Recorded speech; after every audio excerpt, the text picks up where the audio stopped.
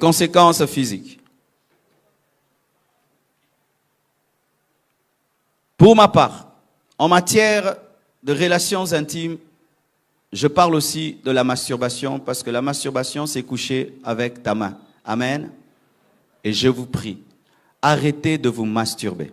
Amen. Arrêtez de vous masturber. J'ai prêché dans une église et Dieu m'a dit de parler de la masturbation. Et lorsque j'ai fait l'appel, c'était la moitié de l'église qui est passée devant. Parce que le diable a dit aux chrétiens, tu peux le faire tout seul, comme ça tu ne pêches avec personne, mais tu pêches avec ta main. Lorsque tu t'habitues à te masturber avant le mariage, tu es en train de te déformer. Étant donné que quand tu te masturbes, tu le fais tout seul et tu te connais et tu sais qu'est-ce que tu dois te faire pour parvenir au plaisir, l'autre, quand il va t'épouser, il ne connaît pas comment fonctionne ton corps. Il peut se faire que malgré que tu es marié, tu continues à te masturber.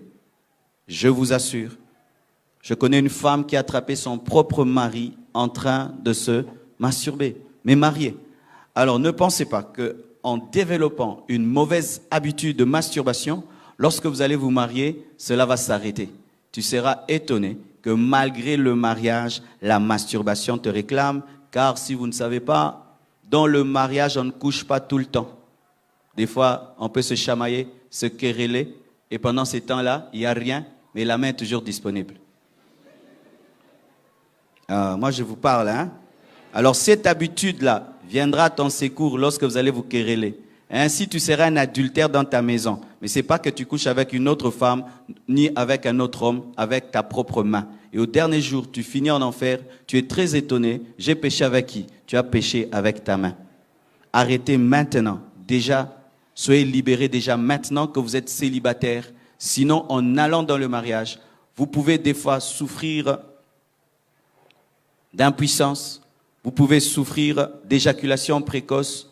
Vous pouvez souffrir de frigidité. Quand tu le fais avec ton mari, tu ne ressens rien. Tu le fais avec ta femme, tu ne ressens rien. Et tu es très étonné, mais c'est à cause d'une mauvaise habitude que tu as acquise tout en étant célibataire.